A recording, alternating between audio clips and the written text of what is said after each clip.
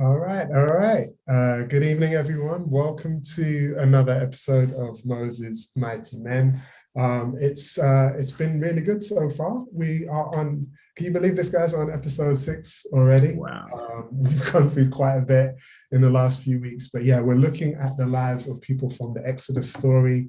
Obviously, Moses himself. We've been through Pharaoh, been through Aaron, we've been through Korah, and yeah, it's been deep so far. But we're not just looking at these characters for the sake of it. Obviously, as the name implies, this is a mighty men study. So we are seeing what we as men can draw out, what lessons. It's not just for the men, the women as well, but we're seeing what we can actually learn from their experience. And I think one thing we saw last week with Korah is it's not just the good, it's the bad and the ugly as well. And and I guess that leads us into today's topic, leads us into Balaam, which today is going to be taken by Darren. Hi We got guys. Darren here. We got Jermaine as well. Just a few of us today, but we're glad you guys can join us. So please, any comments, any questions, please throw them into the chat. We want to make sure we respond to you if you have anything that you want to share with us. Also, I sometimes forget to do this, so let me make sure I do this today. But I will share that we also have after hours studies. So this is what happens after the actual study online. We have our interactive after hours studies, and the details I'll just put on the screen for you guys now. And you're welcome to join that. That one's not recorded. So anything that you want to share, any thoughts you have as we go through the study, you can speak through them with us. But yeah, that's enough from me. Let me hand over to you, Darren, and yeah, what we're going to be going through today. All right, so today, guys, yeah, good evening or good afternoon, depending on where you are in the world. Today we're just looking at a popular story, Balaam. In fact, sometimes Balaam may be told to our children as a donkey that spoke, but we're going to look in great detail at why it got so far as a donkey having to speak to Balaam in order to let him know what God was trying to say to him, and see what the backdrop is of all that. So that's our plan. So to give you a beginning backdrop, Israel or the Hebrews are pretty much beginning to occupy the land that the God has said will be theirs. They've just come out of Moab, and they're just basically just occupying land left, right, and center. And Balak is the king of Moab, and he's pretty much concerned because he knows he's next on the list, and he's basically trying to find a way to get himself out of this predicament. So he basically calls this guy called Balaam. We're gonna call Balaam prophet for hire, which is a strange thing that we're not unpicking a bit, but yeah, Balaam is prophet for hire. If you need a curse, well, here's my purse. That's not his Just come up with catchphrase. that now, though. Pardon? Did you just Yeah, I come just up came with out that? of that. Yeah, All yeah, right, all right. yeah. If you need a curse, here's my purse. So yeah, pretty much that's what Balaam is called to do. So just before we start, I just want to throw out a question because I think this is an important question. I think today's study pretty much is about Christian values, and one of those values I think that people will talk about a lot is integrity. Quick story: I was at church once, very long time ago, one of my previous churches, or my previous church rather, and there was a question about young people, and I said that what young people respect most of all is integrity. I said integrity, and what I said integrity was is people who say what they mean and mean what they say, and they see it. And the reality is I said that knowing that the reason why they trust these so-called bad men more often than not is because those bad men will say stuff and do stuff, whereas they look at us as Christians, will say one thing perhaps, and it appears that we do another. But I think that when we look at this study today, we might see some ideas as to how that really plays out Mm. in in Christianity and in life in general. So I just wanted us to quickly just brainstorm and just like, and you could do this in the chat as well, like what are common Christian values? If we were to say Christian values, what would that look like? So if we had to make a list of Christian values, what would we be saying would be a really good Christian value to have? So I'll start with the obvious one, which is integrity. I think integrity is a massive Christian value. Yeah, I like that. Can I touch Honesty. on, yeah, Honesty, I touch on okay. integrity as well, though, Go on. because it hit me when you're talking about, they'll hear a bad man because they know whatever he says he's going to do, he's going to do. Whereas other people might be wishy-washy. I was thinking of this in like politics terms. And like the world's been kind of really surprised recently that you have all these really like far out there guys getting voted in at the moment. Obviously, we know Trump. We know in the Philippines, the president there, and in Brazil and stuff. There's this rise of these kind of populist people. But I think that's a reaction because people are so sick of like politicians not meaning what they say, and so I think people are so sick of that they'll even vote for someone who they might not even fully agree with, because at least they're saying what they mean. And you hear this over again, is that people are so starved for integrity that they'll just go for anyone who seems to have it, even if they don't fully agree with them. And I think that's the thing about integrity nowadays. Integrity is such a rare quality, but the more rare it is, the more valuable it is as well. Like the more no one seems to be doing what they're saying. When you find someone who actually does what they say they'll do, that's like golden there. Jam, you were saying honesty. I'm 100% with that about integrity. I think, it's really valuable, and there's not enough of it, especially in politics. You were saying honesty. And as Josh was speaking about politicians, I discovered a few weeks ago something called the honor code. All MPs have got an honor code. And one of the things is that no MP is allowed to call another MP a liar. In other words, they can say something in the Houses of Parliament that proves them to be untrue, but they cannot be called a liar. No one is allowed to call each other a liar because they're honorable men. And so what they're given is an opportunity to say that they made a mistake or words to that effect, but you cannot call someone out for lying in the House of Parliament. You can't call them out. You have to basically give them the opportunity you have to ask a question that then allows themselves to say, yes, on that occasion I was wrong, which is why MPs behave the way that they behave and never admit to anything, because then they'd be lying. Okay, so that's why. All right, that's interesting. That's why when we're watching it, they're like, last week at one point the Prime Minister said that this was going to happen, and now today he's saying this. So now we have to wonder what's going on, Prime Minister. And then they sit back, here. Yep, exactly that. And is that why they always have to say "my right honourable friend"? Yes. I don't think they're honourable. Yes. Okay. See these inside things. I love this. Why I love you, Dan. You always come with these inside. I didn't even know I need it.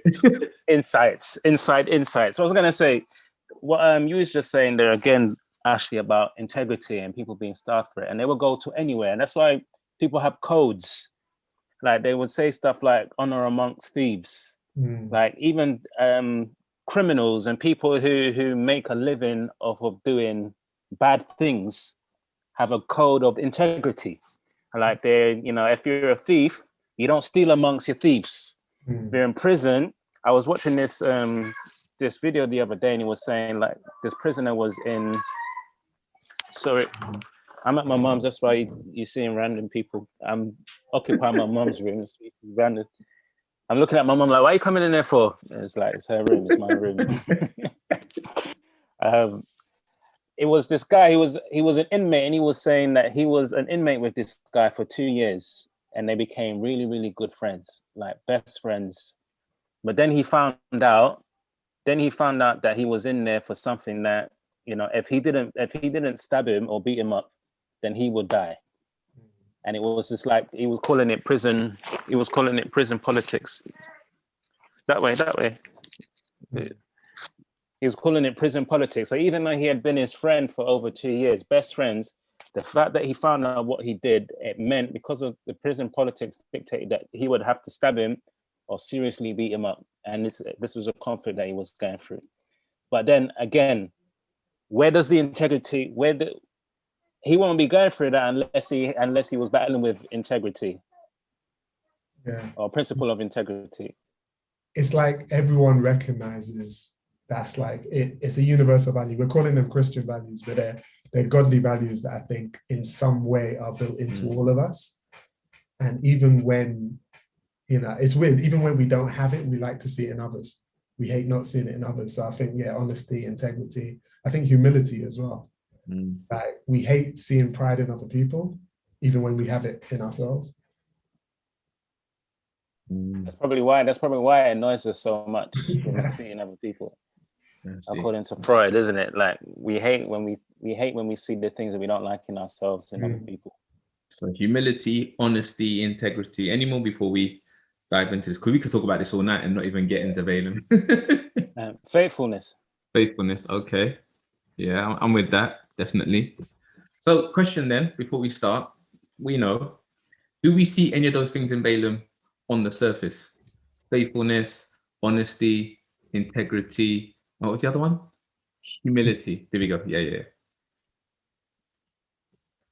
On the surface. Don't dig deep. On the surface, because this it's hard because we know the story, but yeah, from the outside, I would say, you'd see him as a man of God from the outside before you get to the story. Yeah. Okay. Cool. I guess there's a lot of things that you could assume about him because he is a prophet. So we understand from the get-go that this is a prophet, and as a prophet, he does hear from God.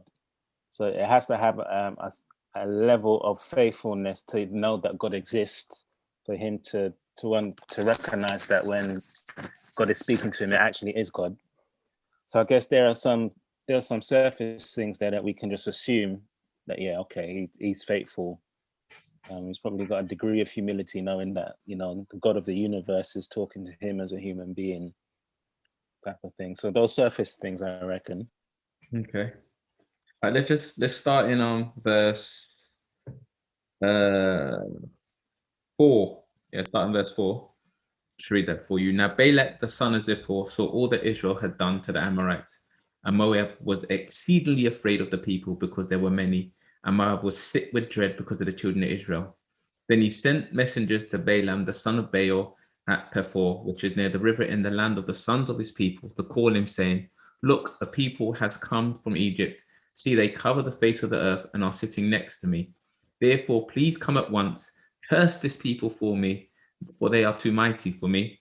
Perhaps I shall be able to defeat them and drive them out of the land. For I know that he whom you bless is blessed, and he whom you curse is cursed. Okay, so that is I had the tagline, which was if you want someone cursed, here's my purse. But it's deeper than that. Like for Balaam, it's like whatever you need done, I can do it, son. It's like, that's his tagline. So I can but is there something wrong with that? As I read that, there was something that just jumped out at me straight away, and I just want to see if you guys got it. But is there anything wrong with what Balak is saying to Balaam at this point? Go on, Ash.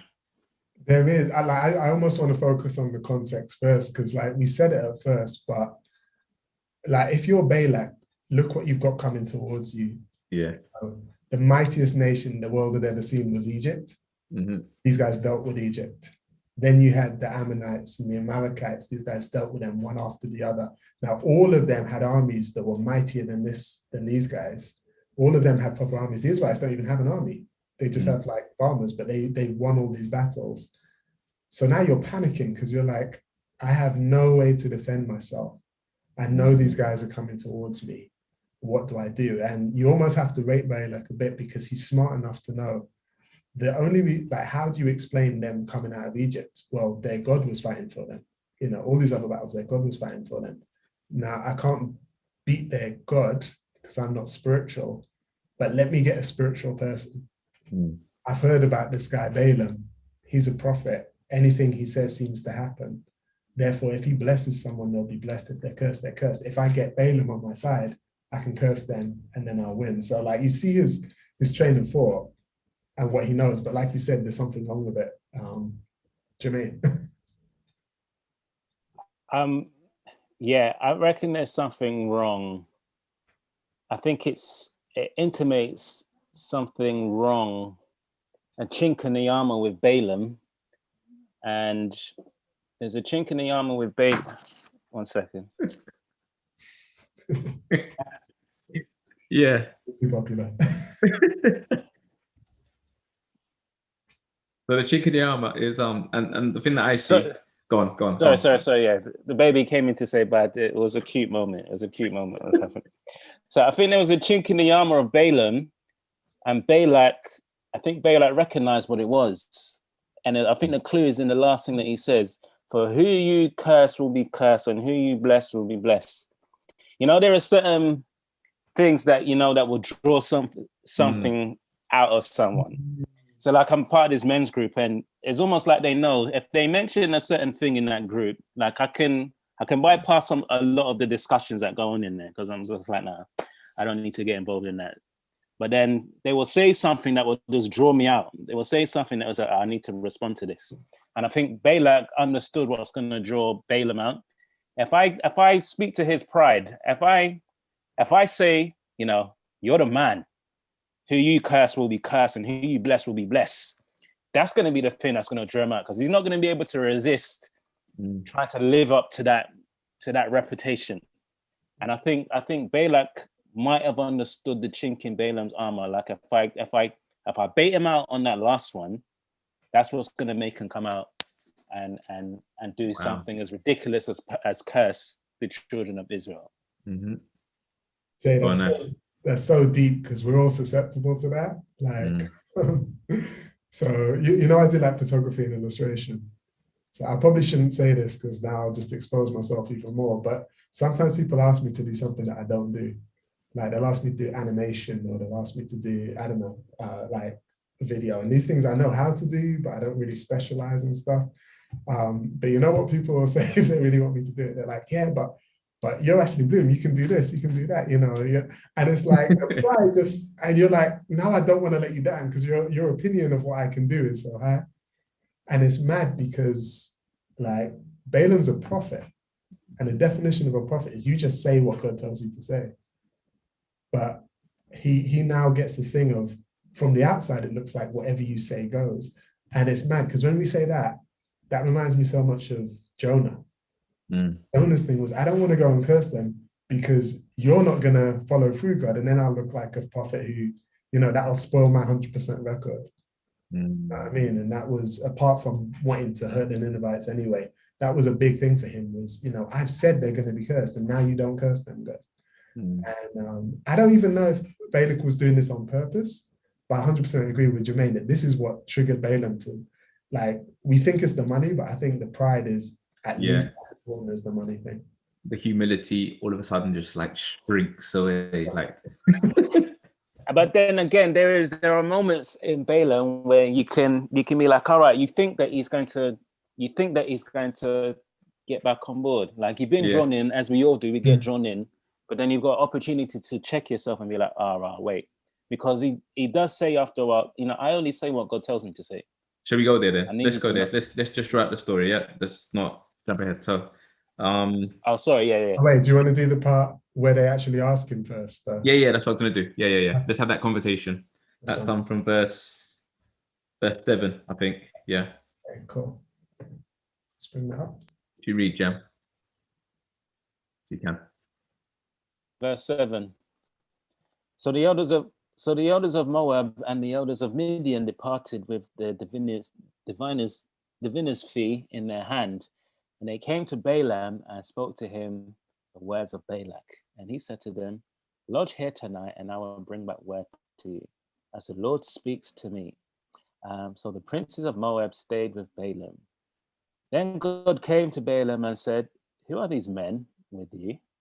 So Balaam said to God, Balak the son of Zippor, king of Moab, has sent me.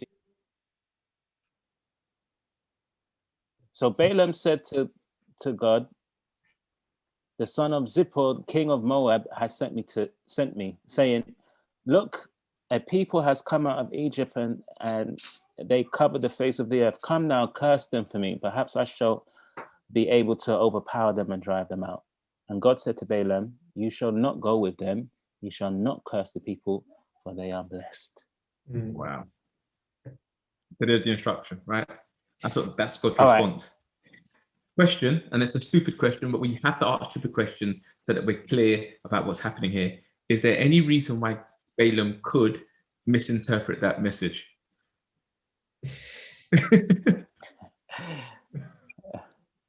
You shall not go with them. Was there anything in there you can go? When you say when you say go, when you say shall, You give it. Is that a choice that you give? I don't know how he could. I don't know how he could. I'm struggling. Why Balaam would think it was a good idea to go to the God of Israel on behalf of the king of Moab. So here's my question. I'm still Does Balaam struggling with actually that. know? Does Balaam actually know God? Because if he did know God, then he would have already have known that those were his people. But God is quite clear letting people know who his people are. Like when he approaches Jacob, he says, "I am the God of your fathers, Abraham and Isaac." He always does that. I am the. So it's almost like I want to remind you of who I am. And Balaam is from the family tree of Abraham. He's a Midianite. He's from Keturah. So that he knows who his father is. He knows he's Abraham. So here's the question: what's happening? Does Balaam? I don't know the answer to that question. It reminds me. Yeah. All right. So yeah, go on, Joe. Yeah, my question is, all right. So I might be missing something there. Who is he a prophet of? He's a prophet of God. Because the Bible says it, of God. Yeah. You mean like? So here's the question. He recognized Yahweh, or yeah, but he's a diviner. So he speaks to God through odd means, not. So he's getting a diviner's fee. Yeah, because he's a diviner. All right. So and maybe this is me, because I'm just assuming that because he's saying that he spoke to God, he's a prophet of Yahweh, or he's a prophet of El Shaddai, or he's a prophet of El Anyon, or who the Israelites recognize as God. Is he one of those guys? It appears so. But is he a prophet of El Shaddai? He's talking to the real God. He's talking to Jehovah. He's talking to the real God. Yeah. But the question I recognize he's talking to the real God, but does he know? Has he always who the real God is? Does he know that he's talking to the God of Israel, or the God of Abraham? I think he is. Like, you know how I see this in my head is I don't see confusion on his part. I see almost wishful thinking. Like he's coming to go, and the best way I can relate this is so I don't, for me, I keep the Sabbath. That means I don't go out on, say, Friday nights, go out or whatever. But I remember when I was a teenager, and that pressure when you're in school and the biggest party of the year is happening on a Friday night. And I knew I couldn't go. But you know what I'd still do? I'd still go to my mom and be like, yo, is it all right if I just go out? And I knew what the answer was before I asked her. She was like, you shall not go with them, they are not blessed. Exactly, like literally almost in those exact words. And I think this is the thing is, like, you could say from the get-go, God could have just, cut him off at that point with, what the answer is. But he makes it clear, and he gives Balaam a reason. Balaam doesn't even really need that reason, because Balaam knows that reason. But once he said it in black and white, it's like, all right, if you're going to go against me now, you're really going against me. It's not something where you can claim ignorance. But I don't know, I almost relate to that, where when something's wrong, but you still kind of question. Mm-hmm. And this is the same with so many things, when there's a law and you're like, yeah, but do I really need to do that? If the office is closed, do I still need to pay the fee today? And the answer is yes, but you still ask the question because you're kind of hoping you can get it right. And don't tell me you can't relate to that. No, I relate. I know what else I relate to. He's committed himself by taking the fee. Yeah. Mm-hmm. Because if we're saying what we're saying, and he knows that God is going to. Has he taken the fee already? I don't think he's taken it yet. No. It says it in verse 7 that he took the diviner's fee, and then he went. No. So they came to him. They came to the money. Him with the fee. Yeah. But in the next couple of verses, it talks about him taking the fee. So I think at this point, he hasn't actually violated anything, but he's seen the fee and he's like, I want to go. But we see what happens in a minute, actually. Yeah. Okay. So, all right. So he's been enticed with prestige, and he's been enticed with riches. Mm. And then he's just like, he's thinking, maybe God will do a thing then. All right. Yeah. Maybe God's going to do a thing. And maybe God's trying to teach him about integrity now. Mm. But that's my question. And I'm still struggling. does he really know God? Because if you really know God, you already know who his people are. Yeah. You see what I'm saying? And I hear you. Or Yeah. you are an opportunist. Like if I say that Ashley is God's people, it's unthinkable of me to go to God and say, you know what, God, yeah, allow me to like kill Ashley, please. Basically. Yeah. Is that okay? On behalf of this person who don't worship you. Yeah. Like, and his enemy. But I think that's the thing is like, yeah, it's not proof that he doesn't know God or even have experience with God. It's proof that something here has just come in that has raised itself as a priority above God. And it's like, with the rich young ruler, he was nearly there, but something was higher than God in his priorities, which was his wealth. And I think until now, Balaam's never maybe encountered the thing that is his top priority. It's funny because it's the title of the next slide. Yeah. Basically, what I'm saying is, should I put it up? Yeah. Put it up. What I'm saying is this: there's this quote, and I think the original quote was Robert Walpole, but then I think a couple of other people, Howard Hughes, and then Pablo Escobar, made it famous, which is that every man has his price, or everyone has their price. And Pablo Escobar said, everyone has his price. The key is to know what that price is. Go on. I think when it comes to temptation, like they've just found Balaam's price. They have, yeah. Which is all right. So let me ask. I'm gonna ask this one. This one's for everybody who might be watching on social media. Is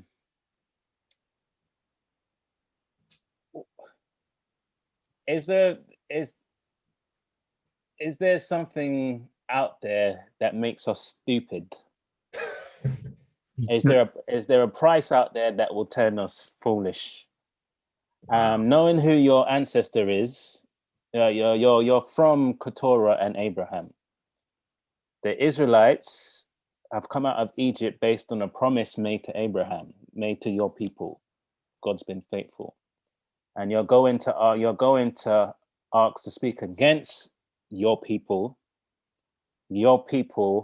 because of money and prestige, which in my mind is turned in foolish. And you're doing a very, very foolish act right now, and even trying to approach God in this way. But something about the prestige and the money has made him think that it's worthwhile doing. Something has made him think, yeah, this foolish act is worthwhile doing. Is there anything in our lives that might make us approach God in a very, very foolish way? Has it happened? But maybe that's going a bit deeper than the first question. Have you ever done something that you know was approach God with something you know was foolish, with the hope of getting something that you really, really wanted? I guess.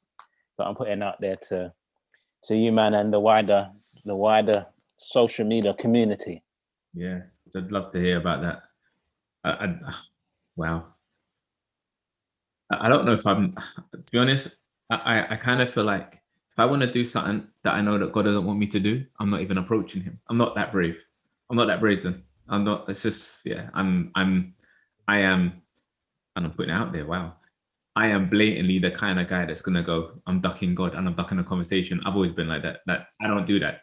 For me, this is like, I would never go barefaced even when I was young. I'd never go barefaced to my mom and go, Mom, let me steal some money from your purse. I wouldn't do that. But I think that's the thing. I mean, that's why for me, I really related to my "can I go out when I knew I couldn't go out" example, because it's like, I'm not asking to commit a crime. I'm just asking for something that I know from a godly. You can't have, yeah. And it's like, when Samson was like, get this woman for me, parents, he's like, parents, get this woman for me. And they're like, she's a Philistine. Obviously, that's not right. He's like, yeah, but I really want her. And for me, that's the same thing that Balaam's going through here. He's like, God, I want to do this thing. Yeah. I know it's a bit iffy, but I really want to do it. And I think that's the thing about everyone has their price. It's true, but not everyone's price is the same. And so sometimes we look down on the people that would do something for money. Like, I'm looking at Balaam like, are you stupid? Like, because money doesn't draw me the same way that it Balaam. The same way money didn't really draw Solomon the same way women did. And for some people, you know, forget, you can't bribe them to do anything. They're upright, they're solid, they're good deacons in the church or whatever, but let a pretty face and a skirt walk past them and suddenly they're idiots. Or let whatever it is, everyone might have their own weak points. And I think that's one thing for us as men is to know what is our actual weak point, you know, based on, and maybe we don't know yet until the test comes. Yeah, for real. For real. It's a scary thought that we probably have our price. We probably have something we're not even prepared for. You know, with Peter, he was cutting off ears when the soldiers came, but as soon as a little servant girl started laughing at him, you know, all the bravado goes in there. Yes. So it's knowing what our weak points are, I think. Definitely. Nah. Yeah. All right. So that's a good point then. So how do we safeguard as men weak points? Because we're all. If Balaam's susceptible to it, then we're all are. Balaam is a prophet of God. So it's not like he's just any man. This is God's guy. Yeah. So it could almost be like, yeah, this is a good Christian, it's a good pastor, good Christian, good person that's living his life a good way, hearing from God, you know, from good stock, from good lineage, you know, child of Abraham. But he can get caught, and if he can get caught, we can get caught. Not for real. Asking God foolish questions and seeking to have things. How do we safeguard then? I don't know if you can. Is it a thing? I don't know if it's a. In order for you to safeguard it, you've got to know it. In order for you to know it, you've got to be put in a situation where it comes out. That's deep. Like, are you asking yourself to be put in a situation where you're tempted? No. So I think the way the reality is, I think, is when we talk earlier on about values, I think that we've got to be careful that we don't speak of ourselves in such a way that makes us infallible. I believe, and you can correct me if I'm wrong, that your true values are revealed in times of pressure and stress. Like what you think you value only comes out when you're in an intense situation. So we can see here, as much as we might, like on the surface, we know the Balaam story, we can look at him and say, yeah, he's a man of honesty and integrity. Because he goes back and he says to the king, God won't let me go with you. He says that. He blatantly says that. But then the king hasn't given up, and the king comes back. So we know then that Balaam, even though he looks like he's honest, he's got integrity, he's humble, he's cool with what God has said to him, the fact that Balaam comes back to him triggers something in him, because he's now in a pressure situation, like, oh my gosh, okay, cool, hold on. I know what God has said before, but let me go back again one more time. And I think that is now, here's an opportunity, because I know that I've been triggered, but yet I'm not responding in the right mind because I've been triggered. So I've now got this opportunity where if I'm truly reflective and go, I've been triggered. But the truth is, as probably all of us know, sometimes when you're triggered, you don't even think about the fact that you're triggered until you've done the act. It's only after that you go, I was triggered. Yeah, you see what you said there as well, D. I think it's important, because I asked the question almost kind of knowing how I would respond. A lot of the time we try to live our Christianity in a way of trying not to get triggered. Yeah. Or trying not to do this, or trying not to do that, or trying to safeguard that, and then we spend so much time trying not to do things instead of just living. Yeah. And I think a really, really good indicator is how God has responded to Balaam. Now, when we're looking at it in hindsight, you're coming from the king of Moab and you're asking to curse God's people, right? And if we're still in 2 minds whether you knew this was God of Israel, or if it's just a God that you normally go to in it, and God intervened or just stepped in, or regardless of what it is, God has responded to you asking to curse his people, not with a straight lightning bolt from heaven, but with, no, this is not a good idea, because those people are blessed. So it's almost like the mercy in which God responds to Balaam because that is treason, what he's dealing with right now for God's people. So in the mercy in which God responds to him, well, no, you shall not go, and because they're blessed. Let me just put this in perspective, even though your request is downright out of order. No. So and it's almost like so every aspect of Balaam's journey with this thing, God is showing him mercy. You've been triggered. It's almost like God understands. You've been triggered with the money. You've been triggered with the prestige. So let me respond with mercy of how you can deal with it. And I think that is a really, really good way forward. We're going to get triggered in this life, but it's then to recognize God's mercy when he responds to us getting triggered. And I think that does more. Our response to God's mercy does more than us always trying to look out for how we not do stuff and how we not do this. It's to respond to how God is showing us mercy. What's crazy is he seems to be doing all the right thing because he's going back to God on every occasion. Should we go on? Yeah, let's put it. I was going to say let's look at it. Yeah. Definitely. I just want to make sure everyone's. Should we go? Yeah. Yeah. Do you want to read it down? Yeah. So Balaam rose in the morning and said to the princes of Balak, "Go back to your land, for the Lord has refused to give me permission to go with you." And the princes of Moab rose and went to Balak and said, "Balaam refuses to come with us." Then Balak sent again princes, more numerous and more honorable than they, and they came to Balaam and said to him, "Thus says Balak, the son of Zippor, please let nothing hinder you from coming to me, for I will certainly honor you greatly, and I will do whatever you say to me. Therefore, please come curse this people for me." I just want to jump in there. The first time he just sends messengers. Okay, now this is deep, right? Okay, so Jesus got a parable about Jesus sending everyone until the king sends his son and they kill him. It's the same principle. The first time the king just sends some messengers. The next time it's even more prestigious people. Like he's getting up a notch. I can imagine Balaam going, "Wow, I must be," like his head must be just going at this moment, because imagine me getting an audience. Imagine this. The first time I get a letter from the Queen and it's just hand delivered by the Royal Mail. Yeah. The second time I get a letter from not Royal Mail delivered, but like, I don't know, the Queen's consort, let's just say, hand delivers Prince Harry comes. Prince Harry comes. Yeah, there you go. Prince Harry comes. Yeah. Well, not at the moment, yeah, but Harry right now. But, Prince William comes and delivers a letter to me like, "Darren, the Queen urgently requests your visit at Buckingham Palace. Like, she wants to be here to see you." I can imagine his head super swelling, but he's got the message. You're not supposed to go. But you know what though? I just noticed something in the text. Go on. Did you see the way he said, "I can't go"? Yeah, he said, "Go home, go home. The Lord won't let me go with you." Okay, now that to me says so much, because why did Balak? If he just said no, yeah, Balak might have taken no for an answer. But from time you say, someone says, "Can you come with me?" and someone says, "Oh, they haven't given me permission. I'm not allowed." Okay. This guy. Okay, so there's he just said, "I want to go, but I can't." He didn't say no.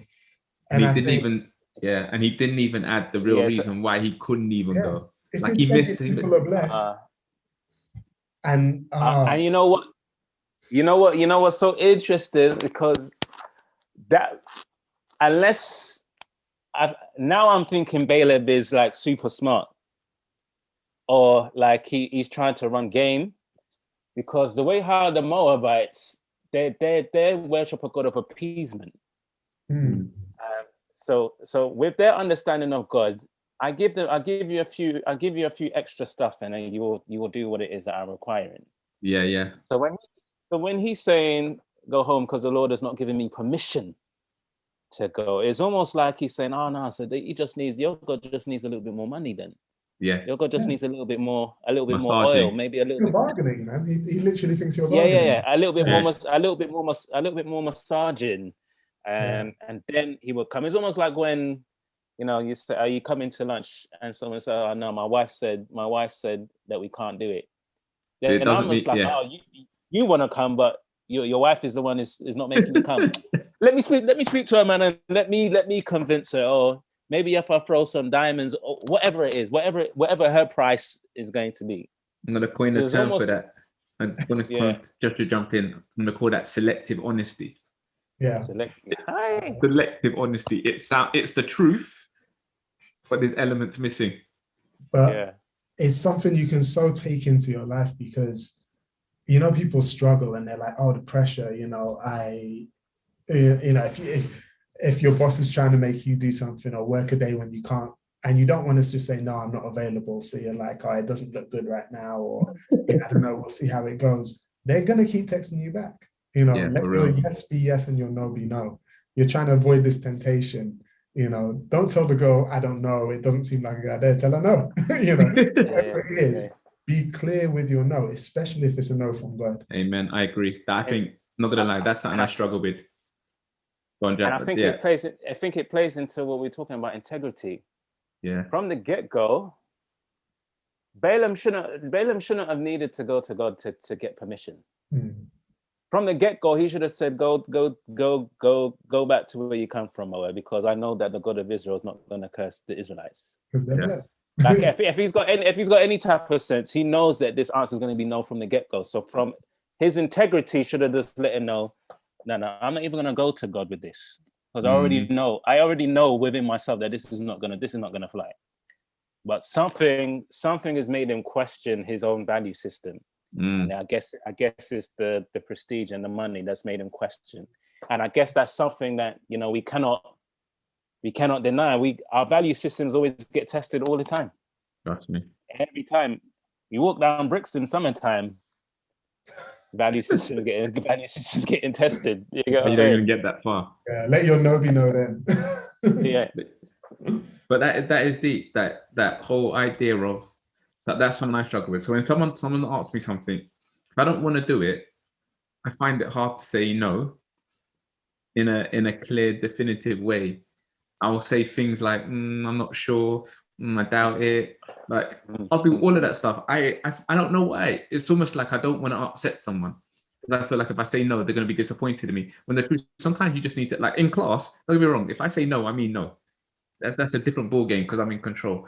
But in other situations, I realize that actually what I do is I and R around it, or I will leave out elements. I would do this. No word of a lie. I probably would do this. Is shift the responsibility of the decision onto someone else, because then it's their fault, not mine.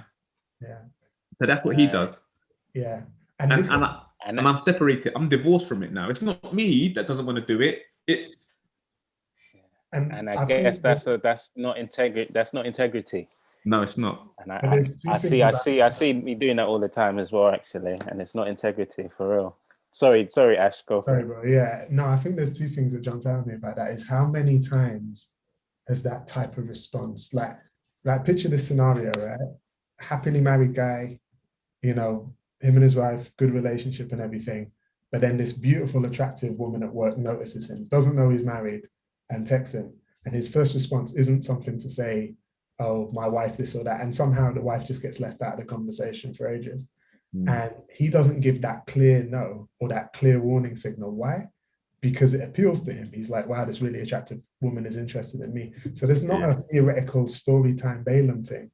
This is something, how many guys get caught up in this so many times. Yeah, temptation stops them from saying what they should say, and they know they should say. They might say, the woman's like, oh, do you want to come over? And they'll be like, oh, I can't. But they won't be like, oh, I can't because me and my wife are having our date night. Do you know what I mean? They won't tell the full story. And they won't say my wife won't appreciate that. Exactly. But not even, I don't want to come over because I'm married and I'm happily married. Not my wife won't appreciate that. Because again, it's that same thing. It's the shift. If Balaam says, I'm not going because I've decided not to go, I'm not doing this because Israel are blessed. And then I can say, and I've had a talk with God and he says they're blessed, so there's nothing I can do about it. But also, because I know this, I'm not doing it. So guys, there's no point you coming back. He doesn't say that. He says that thing. He said, my wife wouldn't like it. So the other woman is thinking, or the man is thinking, because it's either or, but are you interested? And that's that thing about not sending out clear signals. That is, if you like, our first take home. Yeah, but this is our first take home today, guys, is this: always be clear about your intentions and don't leave out the detail. Don't leave out the detail. Because that's what Balaam did. He left out the detail. I think that's important because, again, that phone call or that text is very similar to what's happening with Balaam. Balaam's thing was just the money or the prestige. But when you get that text from that beautiful girl, it's an ego stroke. Yeah. It's an ego, like, raw. I'm still noticeable. I'm still desirable in someone else's eyes. I've still got the mojo. I've still got that sex appeal, and it strokes the ego. And even sometimes they ain't got no intention, but you like the ego stroke. You like the fact that I'm still attractive to someone, or I'm still funny to someone, and then sometimes you want to just see how far that will go before it goes to dangerous ground, not realizing that, the moment that you've not been intentional, you've not been integral about where you stand, you're already on dangerous ground. And it's almost like a self-deception, thinking that, you can handle it, but you can always handle it until you can't handle it. Yeah. And you feel good with yourself because you said no, but you didn't say no how you should have said no. And exactly. I think this is the thing, there's something you said, Darren, that was so key to me, which is about the responsibility. If you look at what happens afterwards, this is kind of mad.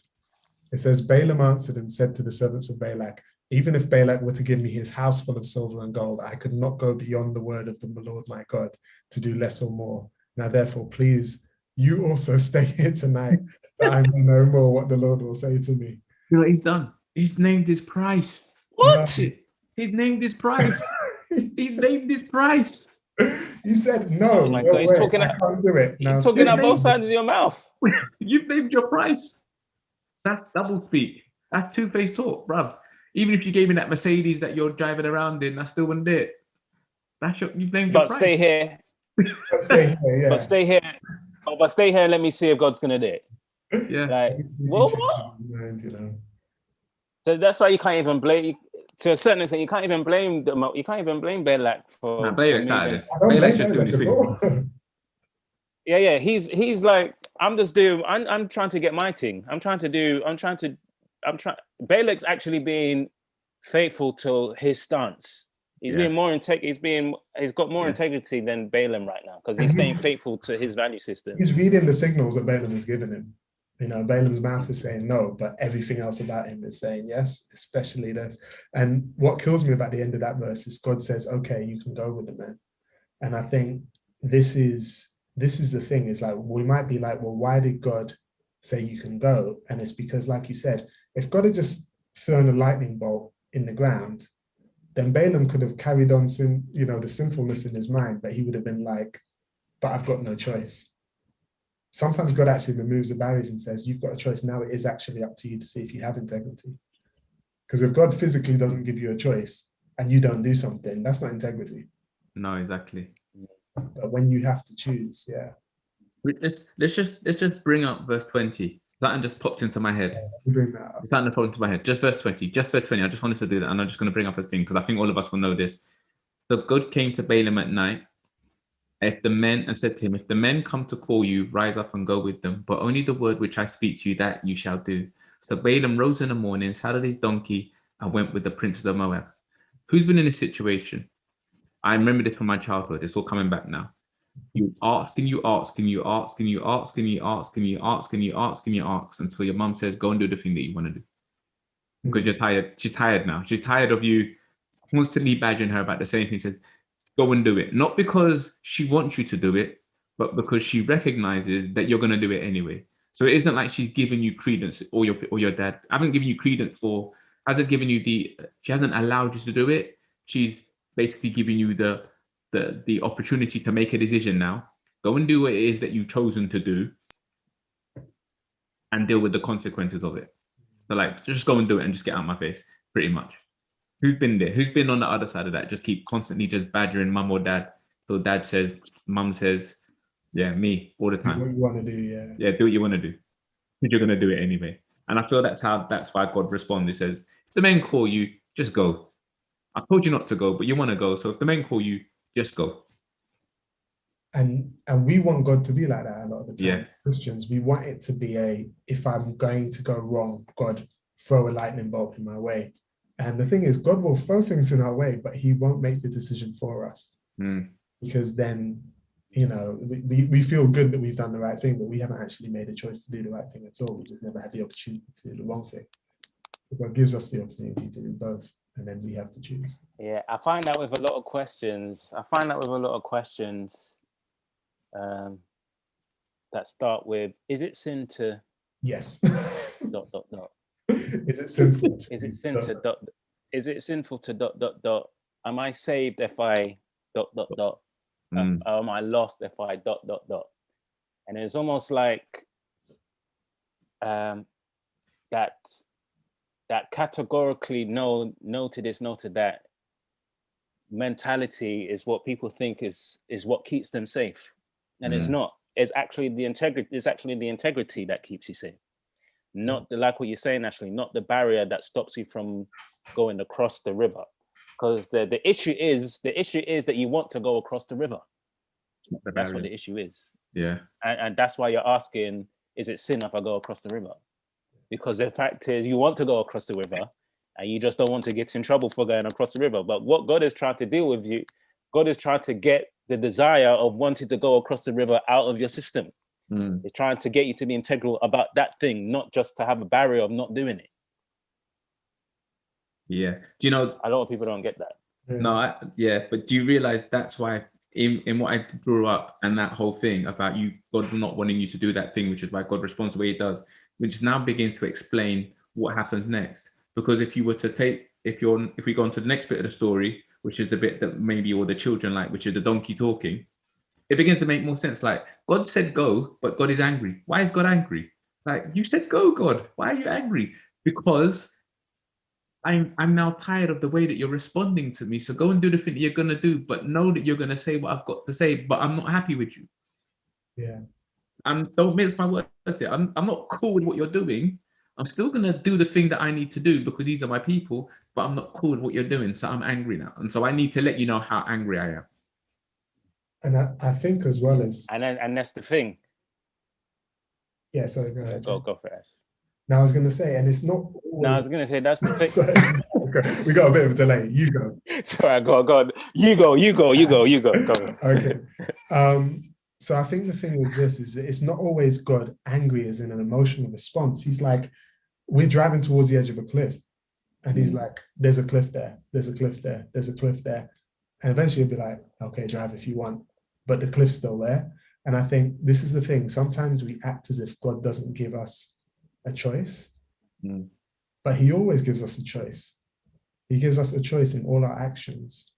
The thing he can't give us a choice at is the consequences of our actions. We can choose what actions we want to take, but the consequences are the consequences. And so what we're like so much of the time is, God, say for example, God, I want to smoke all the time. I want to smoke 20 a day. God, why would you let me get cancer? And it's like, And I think that's the thing with the Balaam story. We forget there was an angel about to kill him. Read it. Let's read it. Yeah. I don't have the text written down, but let's go to it. Yeah. Go on, Jab. Say your point first while we get there. Yeah. I was gonna say with that, actually, just he added to it with the cliff analogy. All right, the cliff illustration. So God is like, all right, then go, but no, there's a cliff there. As soon as he goes over the cliff, it's almost like God catches him. And it's like, you see, now as a dad, sometimes when I have to catch my child, that's when I'm most vexed, because I'm just like, you see, didn't I tell you that this was there? And I'm like trying to shake it into them that you've been putting yourself in danger. And that is almost like when God says, right, go with them, but I'm gonna say what I'm gonna say. It's almost like telling them, you're gonna go, and I'm gonna indulge you in this foolishness, but I'm still gonna show you some mercy in this, and hopefully you'll get it. Hopefully you'll get it when you don't actually curse them, you actually bless them. Hopefully you will understand. Hopefully you will understand how I'm operating. And again, this is God's mercy and an opportunity for Balaam to be like, "Rah, I've been foolish. I'm foolish. God, in all his rights, could have been like, go off the cliff and just dead. But he's like, no, go off the cliff, and I'm gonna save you and show you an aspect of me, and then that can be an opportunity for you to switch it around. So in all, what's his name? God again. It's just his mercy for me. Yeah, for real. Because that is what the angel of the Lord is there for. I mean, some of us might conclude that the angel of the Lord is actually Jesus at this time. So like he sent out like you guys. So the king has sent out his his supermen. God has sent out his Superman, if you like, to deal with this particular situation. And still Balaam is not getting it. He's still not getting it. The angel of the Lord is there. The donkey speaks. Bro, we're talking about supernatural experiences now. We're not talking about maybe that's a sign, or I'm not so sure about this. We're talking about a donkey speaking. Like, because here's the thing, is that I have to backtrack a little bit. Balaam says initially, God tells Balaam, don't go because these people are blessed. Balaam says to them when they come back the second time, he says, I cannot go beyond the word of the Lord my God to do less or more. In other words, I can't go beyond what the God has already told me. Therefore, if God has already told you, I can't go beyond what he's already told me, then where are you going? Where are you going? You've already been told not to go. So why are you where are you going?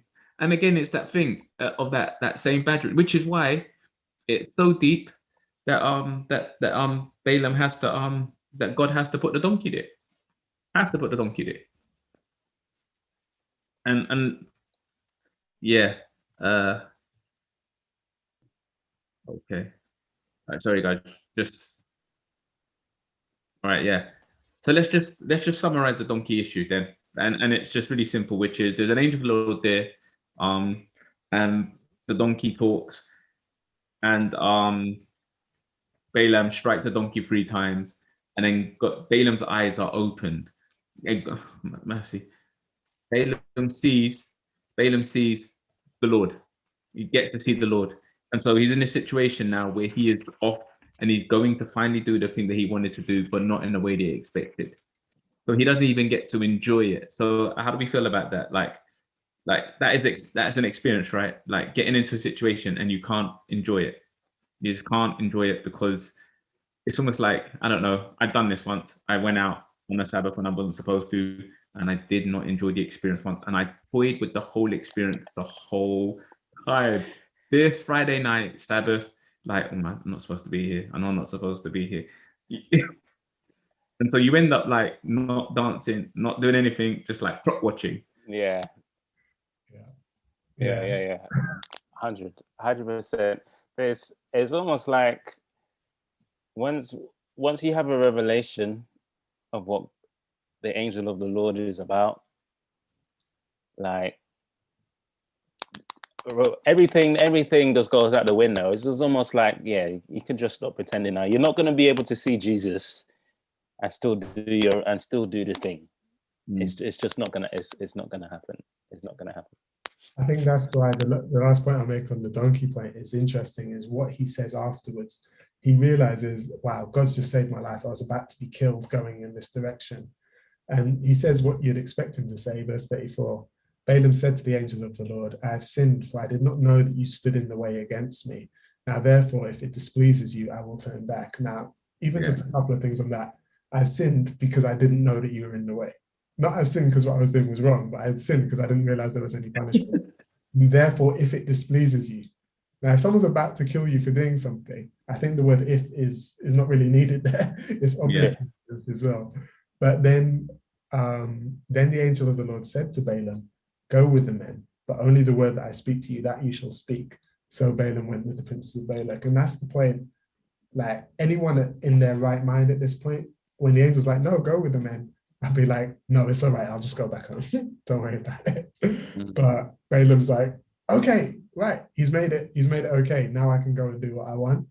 And not realizing at this point, it's almost like the angel of the Lord or God is switched over and he's now trying to reach Moab. He's now trying to reach Balak. He's trying to teach, all right, so they had this in mind, but now I'm going to teach them something about who I am and who these people are in relationship to me. And maybe that might change their dynamic. It might change how you view these people. Instead of you being filled with dread about these people, this is the God of these people coming to you now to try and give you a personal message in himself. So it's just almost like God is just too deep, man. It's too deep with it. It's too deep with it. Anyway, guys. You gotta go. All right, Jam. We'll see you soon, man. Thank you. Yeah, man. So it's just me and you, Ash. All right, you take care, Let's take guys. this on. Yeah, take Yeah, care. man. Yeah. Did you want to go to the what happens when he tries to curse them? Yeah. Let's do that. Let's do that. Yeah, definitely. Let's have a look at the first one. 36. Yeah. That 23. Yeah. So when Balak heard that Balaam was coming, he went out to meet him at the city of Moab, which is on the border at the Arnon, the boundary of the territory. What happened? Then that was my fault. Yeah. Then Balak said to Balaam, "Did I not earnestly send to you, calling for you? Why did you not come to me? Am I not able to honor you?" And Balaam said to Balak, "Look, I have come to you. Now, have I any power at all to say anything? The word that God put to my mouth, that I must speak." That's powerful. Then the Lord put a word in Balaam's mouth and said, "Return to Balak, and thus shall you speak." So he returned to him, and there he was standing by his burnt offering, he and all the princes of Moab. And he took up his oracle and said, "Balak, the king of Moab, has brought me from Aram, from the mountains of the east. Come curse Jacob for me, and come denounce Israel. How shall I curse whom God has not cursed? And how shall I denounce whom the Lord has not denounced? Who can count the dust of Jacob, or the number 1/4 of Israel? And let me die the death of the righteous, and let my end be like his." Wow. Now that's not what he was looking for. It's not what Balaam. It's not what you wanted. Not what he's looking for at all. That is nuts. That is crazy. Like, I think for both of them, like Balaam's like, "Yes, I'm finally going to get to do the thing and get the money." And Balak's like, "Yes, finally going to happen. We've worked it out." And then the word comes like, "What? Hold on. This is supposed to be a curse." I would have loved to see the look on their faces, even Balaam's face as he's saying this. Yeah. But he must be embarrassed right now, because he's like, "I'm being paid to curse, but all that's coming out of my mouth is blessings." Yeah, it's mad. And he actually even calls out Balaam by name. Like Balaam goes in, "This is what I'm saying. How can I curse who God has blessed?" And it's mad. You see his reaction. Like when he goes to, Balaam's like, "What are you doing?" And he's like, "Didn't I tell you I have to speak what the Lord's put in my mouth?" And it's like, well, if that was the case, why did you come? That's why, like, when we were speaking earlier before we went live, I always do this. I don't know about getting let off the hook anymore. You're right. I think maybe it's more like understanding the situation that Balaam was in. Balak's been told a few times now that whatever comes out of his mouth is what the Lord is going to say. Balak's still not getting it. Like, Balak's hoping that Balaam will just say some words. He doesn't realize that actually, I'm telling you that actually you need to stop. Yeah. And I think sometimes when I think about this, let's think about in terms of our relationships with other people. If I'm telling you to stop, because you're triggering me and I need you to stop, to help me. And I think sometimes we need to listen to that. It's all well and good saying we need to what's the word? We need to check ourselves, but I think we also need the support of others. Like, obviously Balak doesn't care about Balaam, but I'm thinking about our relationships with other people. How many times perhaps we keep going on and on and on and on. Like I would say to my children, "You need to stop now. You need to stop now. You need to stop now." And this is a good situation because Israel gets blessed out of it. But both people are obviously very unhappy, as we know what happens towards the end. So that's my thing. We actually need to listen to what other people are saying, and at times when they're saying stop, you know what I have to do. And that advice, man, it's like God is literally trying to give him advice. And he's saying, "Look, you're gonna be unhappy if you go down this route," but he's like, "But I want it." And I keep on just thinking of Samson again. Samson wanted his Philistine wife. Yeah. And eventually his parents get him for him. And God uses it to deliver Israel, but he doesn't enjoy it. He hates the experience. Yeah. I almost lose track of the number of times where God has said, "This is not a good thing for you." And I've kind of quieted that voice, quieted that conscience, and gone ahead. Yeah. And it turned out like God said, it didn't work out well. Yeah, I know. And it's just, hopefully when you get older, you start to learn to just listen to the voice of God. Or even to your parents or whoever it is. But yeah, it's one of them hard lessons you have to learn. One of them hard lessons. My question then is, why does Balak keep trying to get a blessing, Mm.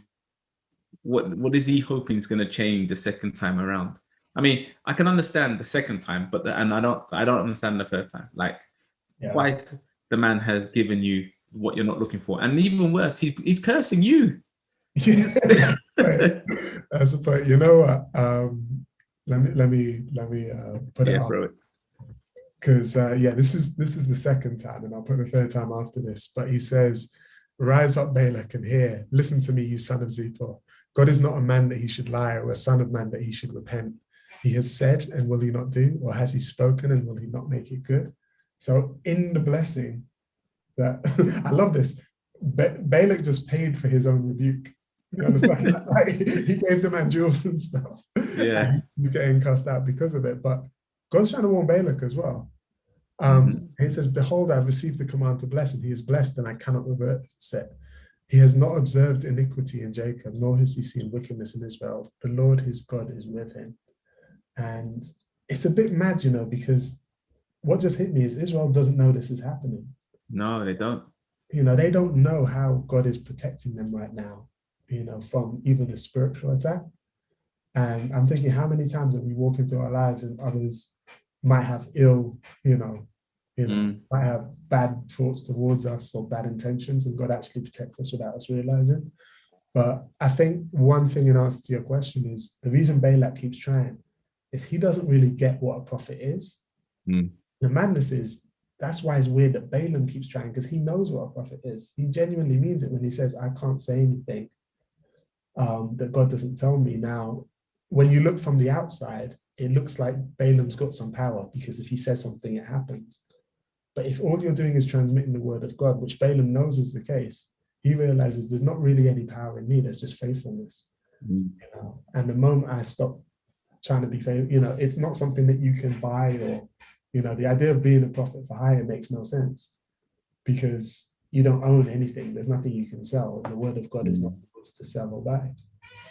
But it also makes me wonder, from Balak's point of view, is that hearing like this profound word directly from the throne of God is not enough to convert him. It doesn't change him. It doesn't move him. And the line I'm going to come up with is this: is your intentions can get in the way of your relationship with God. And I think that happens to both of them. Balak had an opportunity to know the God of Israel. And the deepest thing is, we see through history, the Jewish history, that there are people who have integrated with the Israelites because they've chosen the God of Israel. Not the Israelites, they've chosen the God of Israel. So we know that Ruth is a Moabitess woman. She integrates with Israel because she chooses the God of Israel, not just, and she does obviously choose Naomi, but she chooses the God of Israel as well as Naomi, but because of the God of Israel. And the same with Rahab. It's that intent to go that way. And we're going to get onto what Balaam and Balak do to mess up the Israelites. But that's the deep thing. Your intentions can stop you from having a really powerful, meaningful relationship with God if your intention is not to have a meaningful relationship with God, but to have stuff. And I think Balak wants to preserve his nation, but doesn't realize that the way to preserve your nation is to walk with God. Balaam wants prestige and honor, but doesn't realize that the way to get prestige and honor is to walk with God. Like the way that you are now, like God can like Balaam is probably going to be super famous if this comes off, or he's going to be classed as a fool and an idiot if it doesn't. But he's not interested in that. He's interested in the here and now, the big thing that's blowing him up. Like he's just feeling, And I think that's the thing that's crazy, is that what really enticed him to follow Balak, I don't think it was the money so much. It was partly the money, but it was the prestige. That's why Balak said, "Let me send more honorable princes to you." And he's like, "This is the way I get prestige. This is the way I make my name." Balak's enticed him with saying, "Whatever you say is good, it happens." And it's mad, because by following his own way, not only does he not get what he wants, but he gets the opposite. His name is now mud, because he's the prophet that you give money and he does the opposite of what you want him to do. There's no worse reputation than that. No, I know. If I hire you as a builder, because I've heard you're the best builder, and I get to my house and you've knocked my house down, That's like the worst thing you can possibly do. This is literally what True. Balaam has done. And I think that's the thing. When we go against God, when we say, I want what I want, and I'm going to pursue it, even if I know God's not cool with it, I think be prepared for you not only to not get what you want, but to get the opposite, because Yeah, it seems to happen it's that way. quite a powerful lesson. It's a harsh lesson as well, because it's that thing where Balak says, "Don't bless them." Right? All right, you're not going to curse them now. Don't bless them. And Balaam is stuck. So he now, you're so right. It's that thing. God will let you get what you want if that's what you want. He's not going to stand. He's not going to stand in your way. Unfortunately, it may not be what you really want. It's going to end up being sour because it's not for you, and it's never been for you. And I think that Balaam's story could have been so different if he had walked with God. Like he would have been known as, because a lot throughout the story, we sometimes, or the stories in the Bible, or the histories in the Bible, we kind of lean towards all the great Israelites. Mm. But the reality is, God is speaking to the whole planet. I mean, Moses' father-in-law is a Midianite priest who God speaks to and speaks through. Uh, so it isn't just the Israelites that God is speaking to. So, and sometimes I think we miss that. We know that Israel's chosen to Mm. spread the word of God to the whole nation so that God can use them as an example of what he can do. But that doesn't mean that other people are excluded from that. And, Yeah. and there's a danger, I think, in not understanding that and thinking that you can somehow coerce your way around life. But there are blessings for everybody through God, and I think that's really important to both, whether you're a Balaam or you're a Balak, to recognize that God can speak to you directly or indirectly. But the most important thing then is to respond to that, because Balak doesn't even ask him about why you said all these things about him. He's not even concerned. He's like, don't bless them. He doesn't even say, why are you cursing me? He doesn't care. Do you know what I love? Like Balak's reaction is Balak doesn't know what to suggest. He's like, you know what? Let me take you to another place where you can see the whole camp. Maybe your problem was you couldn't see the whole camp. It's like the most stupid suggestion. But he's like, I need something to make this work. I spent too much on this to give it up now. So we go to the final message. Yeah, let's go to the final word that he says, like the final curse. And there's something. It's prophetic, isn't it? It's really prophetic. Do you want to read that, bro? Yeah. So he took up his oracle and said, the utterance of Balaam, the son of Beor, and the utterance of the man whose eyes are opened. Hear that? The utterance of him who hears the words of God. Wow. Else has the knowledge of the Most High. Right, just before I carry on, this is the Spirit speaking through Balaam. It's the Spirit, yeah. Yeah. Who sees the vision of Almighty fall down with his eyes wide open. I see him, but not now. I behold him, but not near. A star shall come out of Jacob, a scepter shall rise out of Israel, and batter the brow of Moab, and destroy all the sons of the tumult. So Balaam rose and departed and returned to his place. Balak also went his way as well. Wow. Mm. Mm. I mean, there's so much in that final message about what happens to Amalek, the Kenites. Like God just goes in, the Spirit just goes in and makes it clear this is what's going to happen. Do you know yeah, go on. One thing that gets me about this is, do you know this is the prophecy that the wise men were following when they followed the star? I didn't know that. Wow. Jacob. And it's just mad because he's prophesying the Messiah. Like the craziest thing is God uses the most unlikely people sometimes. Because he could have used Moses to do this prophecy, but he used Balaam. I know. And yeah. That is nuts. I mean, in truth, it's almost like at that point they get it and but I think at that point, and this is deep for me, this is powerful, at that point, Balaam departs from God. At that point, he wants nothing more to do with him. Yeah. I think that what he's done is he's blamed God for his misfortune. He came looking for prestige and honor. Yeah. He's left without it. And whose fault is it? It must be God's fault. Yeah. And you can see the bitterness, and we'll see it when we see what happens the last day. But it's mad that he doesn't blame himself. God put the words in his mouth. But how many times has God tried to warn him? But the reality is we never do. I think I know I'm guilty of that, which is you grumble about what everybody else has done, but then it's harder to go, hold on, I made that decision. I did this. I responded to him or her in that way. I decided to do this. I decided to smoke 20 cigarettes a day. I can't blame God that I've got cancer. I know the risk that it's on the packet now. I mean, I don't know about cigarette sales anymore because I'm not really interested in the least, and I'm not advocating anything other than it's on the packet. You know the risks. You still do it. It's your choice. That you have to deal with the consequences. Much like if I go into a towering if I stand in a tornado because I'm tornado watching and I get swept up in a tornado, that's not the tornado's fault. That's my fault. I made that decision. And so I think the mature thing that we need really is people who stand by their decisions. For me, that is integrity. In a simple sense, is you make a decision and you stand by it despite the consequences. It's a cheap form of integrity because you may have made the wrong decision, but it's a better form of integrity than when things go wrong, you blame everybody else for what happened to you because that's an easier cop out, and actually it feels like it gets you off the hook. It wasn't my fault. It was God. It was Balak. It was the Israelites. It wasn't me. I didn't do anything. But yeah, this is the thing: is you now see the bitterness, and this is, you know what? If the story had ended there, yeah, it would have been a really nice bedtime story. It would have been actual. It would have been like one of those fairy tales, like or Brer Rabbit stories or something like that. And Nancy stories where everyone kind of gets what they deserve, but people don't fully really get hurt. But the thing is, when Balaam's pride, which is the big thing for him, got offended, he's like, nah, now I've got to follow through. Now I've got to really curse them. Yeah. And before, he didn't even care about the Israelites. He just wanted the money. Yeah. But now he's like, how do I really hurt them?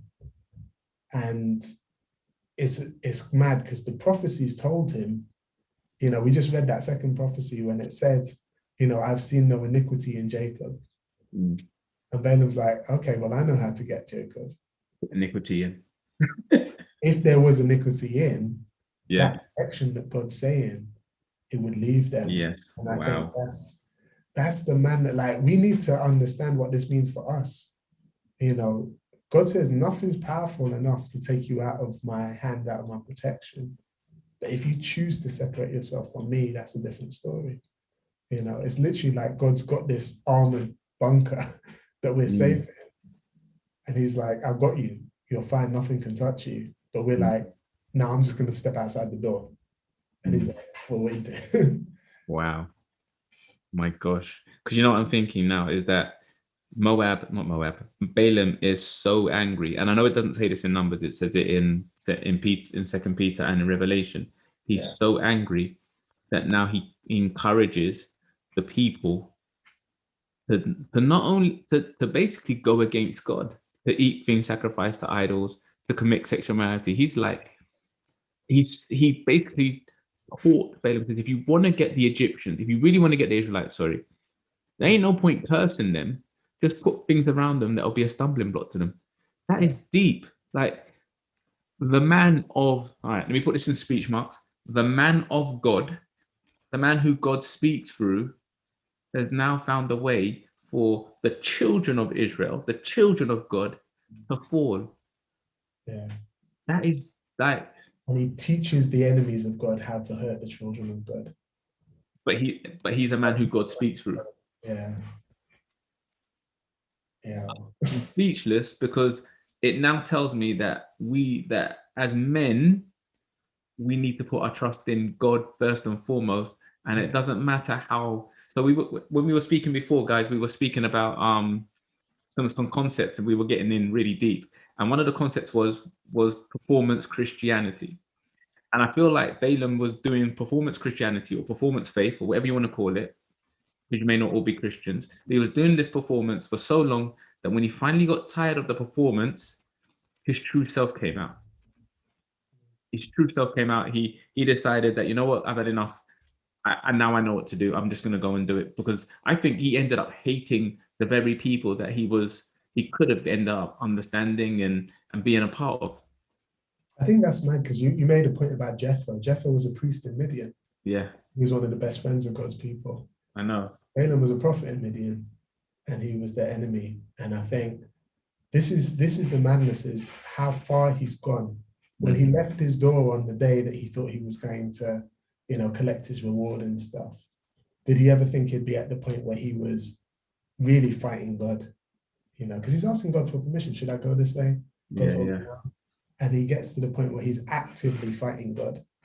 And I think that's the thing, is when you do go down this route of temptation that you shouldn't really be going down, the thing that hurts is at the end of that road, you'll be looking back like, how did I get here?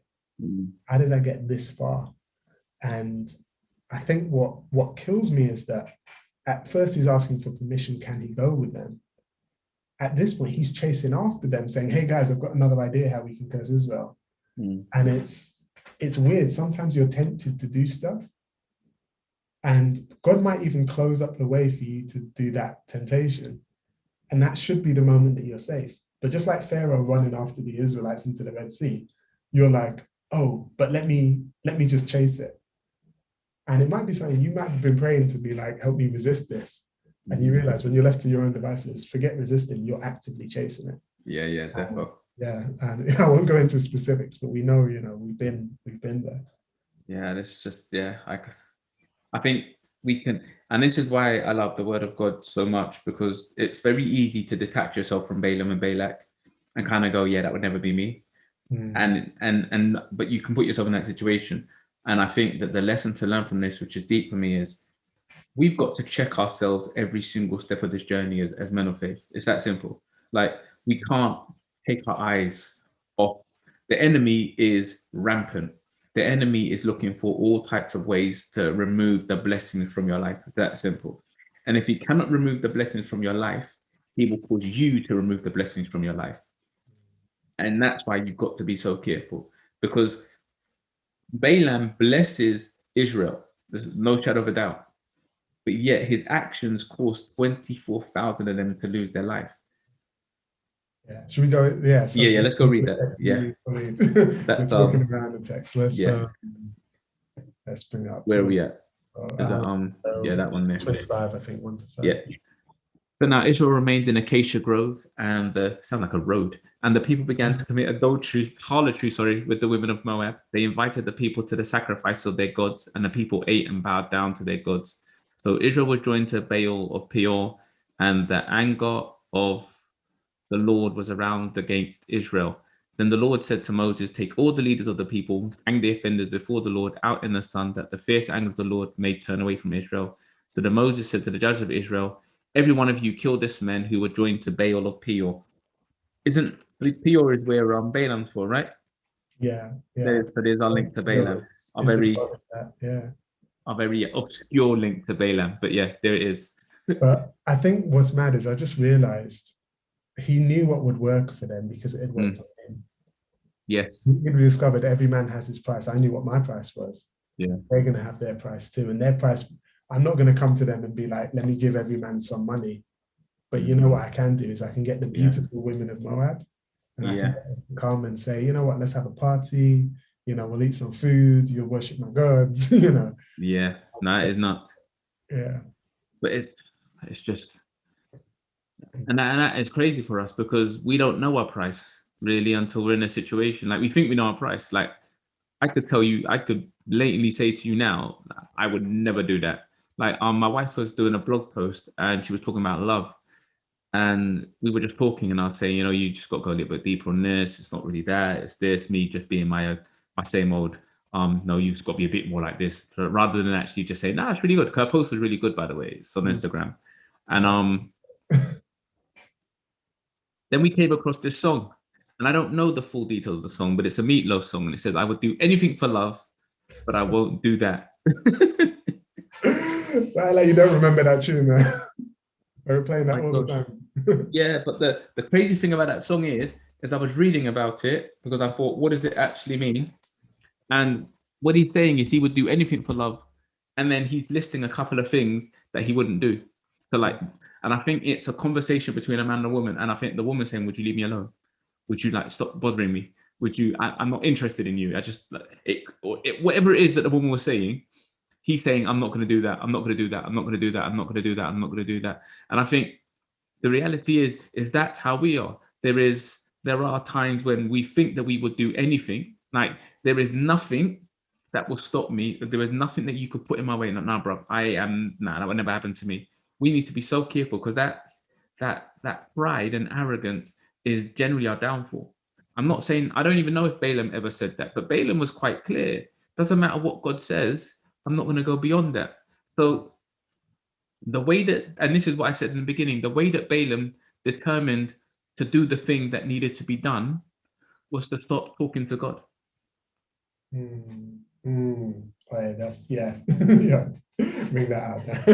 Pardon? Bring that one out. Okay, yeah. Like the way that Balaam, I'm going to say it again because it's blown my mind here. I want to do what I want to do. I want to do it. I've asked God. God says no. Then God finally gets me to do the thing that I want to do in the way that He wants it done, because it's going to be good for me. But because I don't like the outcome and I'm angry with Him, I now go off and I say, well, I'm not talking to you anymore.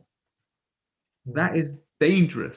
It's dangerous because in terms of our faith, if we want to be faithful, we have to be obedient to the word of God. We have to be obedient to the voice of God. We have to be obedient to the Spirit. If we are not, and we start to get disgruntled with what God provides for us, whether it's ways of escape, whether it's the means to survive, then eventually we stop talking to God, because God no longer becomes profitable to us. And what we do, I think, and I know you're going to jump in here, is we start to determine the reason why He's no longer profitable for us is because our value system and our monetary system are not the same as not in line with God. So we are basically bought for any price, and we've already set that price, which is, God, this is what you need to provide for me in order for you to be my God. If you don't provide those things, you're not my God. Ring it out again. Some more. No, that's I remember the verse now, Matthew 6. Go on. And ironically, Jesus is talking about money, but Matthew 6:24. And he's talking about money. He says, no one can serve two masters. Either he will hate the one and love the other, or he will be devoted to the one and despise the other. Know that. Can't serve God and mammon. And by mammon, he's talking about the wealth, the temptation, things of the world. And I think you made a point is you can't, Balaam's a prophet of God, but he can't be a prophet of God and serving earthly wealth and fame and reputation. Because like it says, he'll hate the one and he'll despise the other. I think that's the thing. We sometimes think it's just a question of navigating or whatever, but his love for God, that, like, I don't think any of us thinks that Balaam wasn't a true prophet of God before this started. He was probably devoted to God before this started. But because he then tried to serve another master, he ended up hating God and despising God. Yeah. I think that's the danger. We think we can navigate this route, but we don't account for what our emotions, what our heart's going to be like. And when we pursue what we want at all costs, we are going to end up hating God, because God's voice is going to be the thing that's convicting us to stop. And so in order for us to carry on down that road, we're going to have to try and shut out God's voice by not reading anymore, not listening, not paying attention, switching off that sermon because it's too convicting or whatever it is.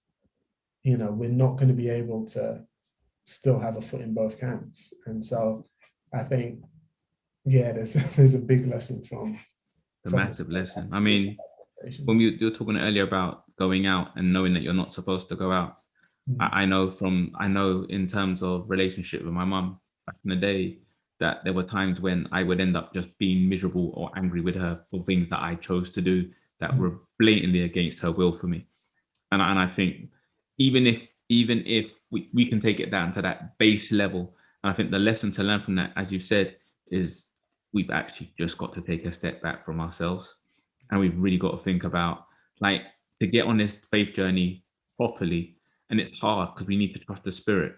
If the Spirit speaks for us in such a powerful way, we've got to just let it all go. Like, I think we've got to just let go of what we desire for ourselves. That's why David's prayer in Psalm 51 is so powerful. It says, create in me a clean heart, O Lord, and renew a right spirit in me. There is a false Christianity that says that we are good and we are okay and we are perfect in every way. So therefore, what we desire of the Lord is good.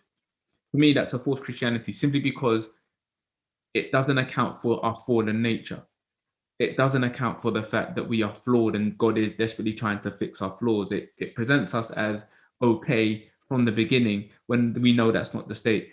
That false Christianity is actually a worldly view of each other, of us as well, that we are innately good, that we're moral, that we make the right decisions, and that there is no such thing as good or bad. It's just decisions and consequences.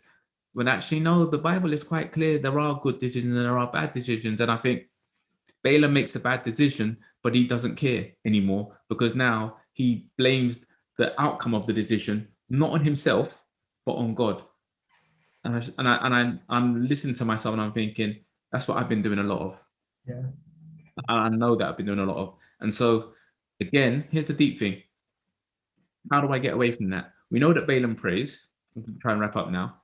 We know that Balaam prays. We know that he speaks to God. So what is it that God requires of me so that I stay with him? Is it just more prayer? Is it just more hearing God?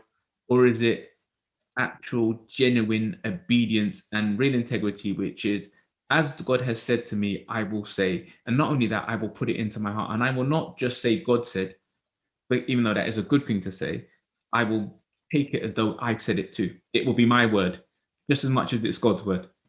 And I think it's funny because the key to that, it almost sounds cliche, but it's having the genuine love for God, where you understand he's not forbidding this thing because he hates me. He's forbidding this thing because he knows this would be wrong for me. Even if it feels, all the emotions say, I really want the prestige, I really want the money. Yeah. God knows that would be the wrong course for me. That's the only reason he's forbidding it. And for real. I think, I know I've heard someone say they try that approach when they're parenting now, is they tell their kids over and over again, listen, if you come to me and you ask me something, just take it for granted the answer is yes, unless it's not for your own good, unless it would hurt you or someone else, then I'll say no. And I think instead of putting it in the sense of I'm going to say no automatically, they've got the idea that my dad's going to say yes automatically unless it's not for my own. And I think if Balaam had that approach, he's saying no because it's genuinely for my own good, that would have overridden his desire to do the thing that eventually led to his destruction. Can we put that quote up, the one that I chose? I want to end there. I think this is a good place to end it because I think it's clear now that Balaam has little integrity. Or actually, yeah, he stays true to his own values, but whatever. Yeah. So which one? The one that this? So the first slide, yeah. And then we can just finish and wrap up here. Absolutely. Well, yeah. So this is what I went with, though, and it says integrity means choosing your thoughts and actions based on values rather than personal gain. And this was I can't remember who said it, and I found it, and it's an interesting quote because it means that in order for us to have real integrity, we have to have a really good value system. But it does mean then that personal gain can demolish our value system if wealth and all those things, prosperity, are part of our value system. So I would change the quote, and I would leave out the last bit. Integrity means choosing your thoughts and actions based on your values. In other words, your thoughts and actions will always determine your value system. What determines whether you have integrity or not is the quality of your values. What do you think? Yeah, I like that, man. So yeah, that's for me, guys. We've got to wrap up. It's 8:30. We've had a good time. It's just been the two of us. This is really weird. Normally we've got like 4 or 5 people, but it's been good. Just me and Ash. We do have after, is it 10 minutes time? Yeah, it'll be 10 minutes time. So yeah. about 1:45. Yes. It won't be too long, but yeah, please do join us, guys. Yeah, definitely. I don't know about you, even though it's just been a few of us, I've really, really enjoyed this study. Yeah, definitely. Today, and I know you guys probably have some thoughts on it. So yeah, do come and tell us what you think. We'll have that room open. I've just put it in the chat as well. So yeah, come through there in 1:45. We'll see you there. And just a reminder as well, next week, there will be a few more of us next week, but we're going through the captain Joshua. We're on 7 out of 8 already, which is crazy. But I do like Josh. Us with Joshua. There's a lot to say on that one. So yeah, thank you so much, guys. Thank you, Darren. Yeah, no worries. Let's It's pray. been real. Yeah, do you want to pray? Yeah, let's do that. Father in heaven, Lord, I just want to thank you for your mercy, your grace, and your not your really understanding, it's the wrong word. I want to thank you for your mercy, your grace, and your love towards us, Lord. And I pray, Lord, that we can truly respond in the correct manner when you tell us not to go right or not to go left, but to stay still or to go back.